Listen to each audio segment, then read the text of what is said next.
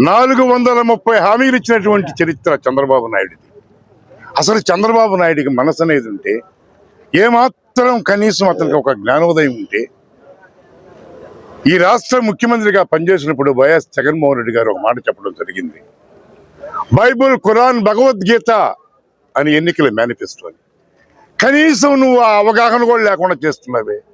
ఇంత రాక్షస పాలన, ఇంత దుర్మార్గమైన పాలన భారతదేశ చరిత్రలో ఎప్పుడైనా ఎక్కడైనా మనం చూసామా? సూపర్ 6 అన్నావు, సూపర్ 7 అన్నావు. 430 హామీ, ఏ ఒక్క హామీని నెరవేర్చినటువంటి దాఖలాలు లేవు. కాబట్టి దుర్మార్గమైన పాలనకు శక్తి పలకమని, సుపరిపాలనకి, మంచి పరిపాలనకి ఆదర్శంగా కొంతమంది తీసుకోమని చెప్తూ, ఏది ఏమైనా 2029లో వైఎస్ జగన్మోహన్ రెడ్డి ఈ రాష్ట్రానికి ముఖ్యమంత్రి కావడం ఖచ్చితం. దాన్ని ఏ శక్తి ఆపలేదు. ఉదయించే సూర్యుడే ఇవాళ ఈ రాష్ట్రంలో వైఎస్ జగన్మోహన్ రెడ్డి.